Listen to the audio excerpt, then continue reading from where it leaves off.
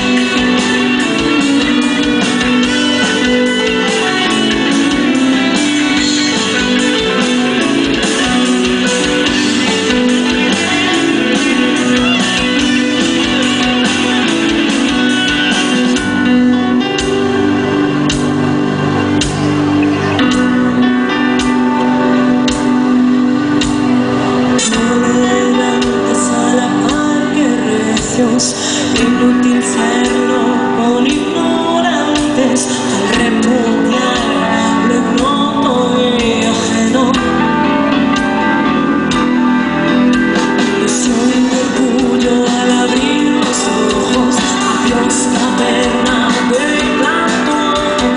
Nuestro honor es defender a lo que somos.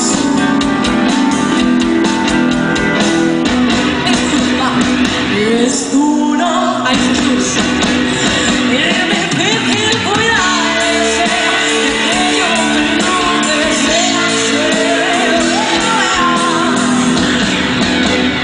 Y por eso el luchar debe merecer lo correcto, justo a ganarse.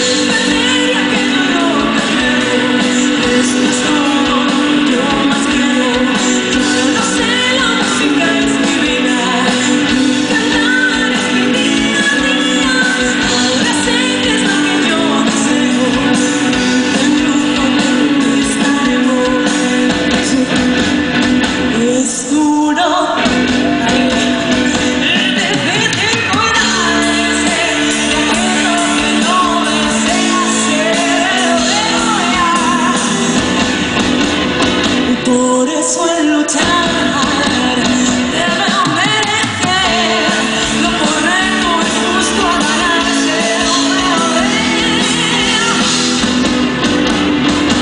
Es duro.